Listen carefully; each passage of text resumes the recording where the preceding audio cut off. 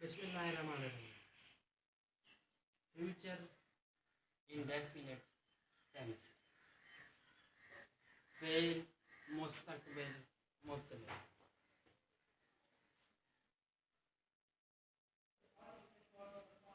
किसी काम का करना, होना या सहना आने वाले ज़माने में पाया जाए, फेल मुस्तकबिल मुतलक कहलाता है। निशानी उसकी है गा, गी, गे।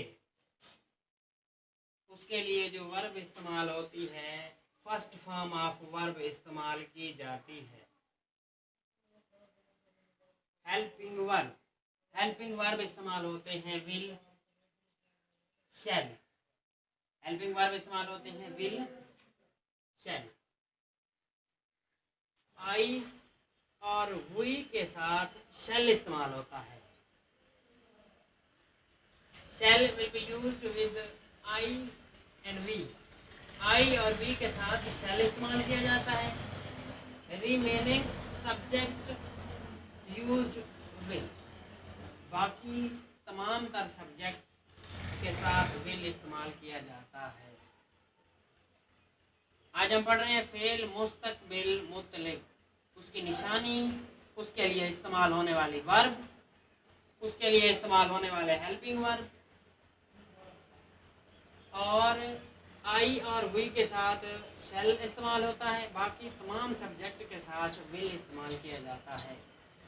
ये बुनियादी चीज़ें हैं। आगे हम पढ़ रहे हैं जुमलों की बनावट। जुमलों की बनावट। First of all, simple sentence.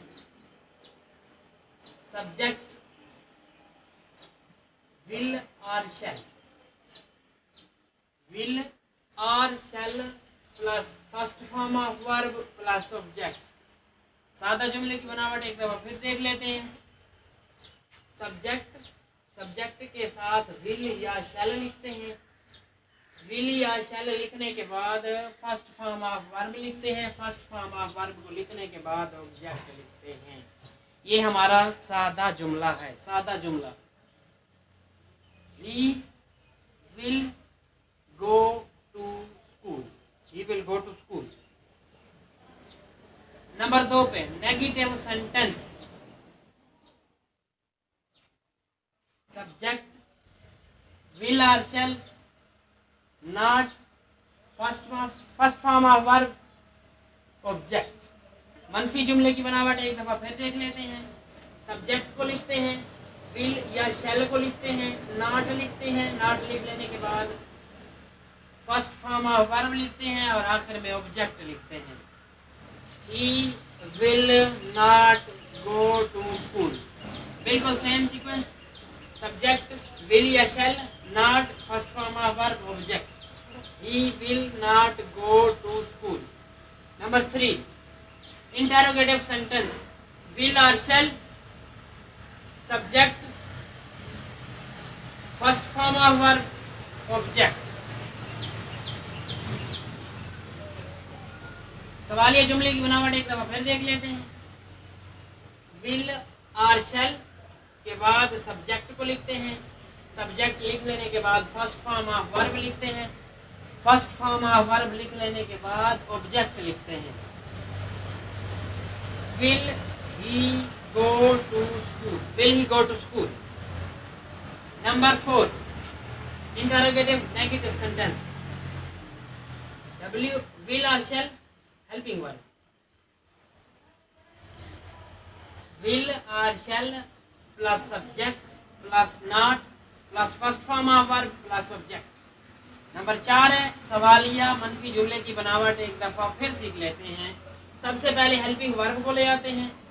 Will और शैल, विल या शैल दोनों इकट्ठे नहीं लिख सकते। विल या शैल, समझ आई है बात।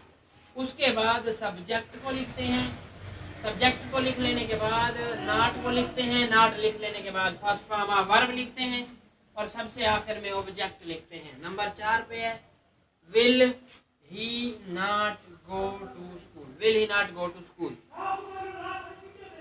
नंबर 5 है दोहरे सवालिया, डबल इंटरोगेटिव। दोहरे सवालिया, double interrogative. WH word plus will और shall plus subject plus first form of verb plus object question mark. Number 5 पे है दोहरे सवालिया की बनावट। एक दफा फिर सीख लेते हैं। दोहरे सवालिया के लिए WH वर्ड के बाद विल या शेल के बाद सब्जेक्ट के बाद फर्स्ट फॉर्म ऑफ वर्ब के बाद object. When will he go to school? Number 6 double interrogative negative sentence। WH word plus will or shall plus subject plus not plus first form of verb plus object। दोहरे सवालिया मनफी फिक्रों की बनावट एक दफा फिर सीख लेते हैं। दोहरे सवालिया मनफी फिक्रों की बनावट एक दफा फिर सीख लेते हैं।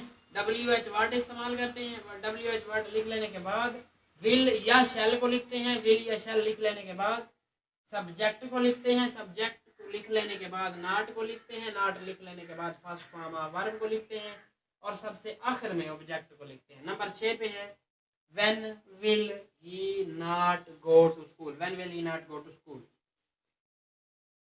ये 6 फिक्रे हैं। सादा जुमला, मनफी जुमला, सवालिया मनफी जुमला, दोहरे सवालिया और दोहरे सवालिया मनफी। एग्जाम्पल्स हैं, सिंपल एग्जाम्पल्स हैं। उसके बाद एक अहम चीज इम्पोर्टेंट, ये नोट लिखा हुआ है। अगर फिक्रे में किसी बात पर बहुत ज्यादा जोर दिया गया हो तो इमदादी फेल फाइल के मुताबिक तब्दील कर दिया जाता है। जब फिक्रे में किसी बात पर जोर दिया गया हो, मसलन मैं जरूर स्कूल जाऊंगा, आई के साथ शैल इस्तेमाल होता है, लेकिन बात जरूर की आ गई है, इस फिक्रे में बात पर जोर दिया गया है तो आई के साथ विल इस्तेमाल हो जाएगा। हेल्पिंग वर्ब तब्दील हो जाएगा, I will go to school. Same thing written in English. Note, if too much emphasis on something in the sentence, then helping verb will be changed according to the subject. If too much emphasis on something in the sentence, then helping verb will be changed according to the subject. Urdu medium में, English medium में। उम्मीद करते हैं आपको हमारी video अच्छी लगी होगी। अगली वीडियो तक के लिए अल्लाह हाफ़िज़।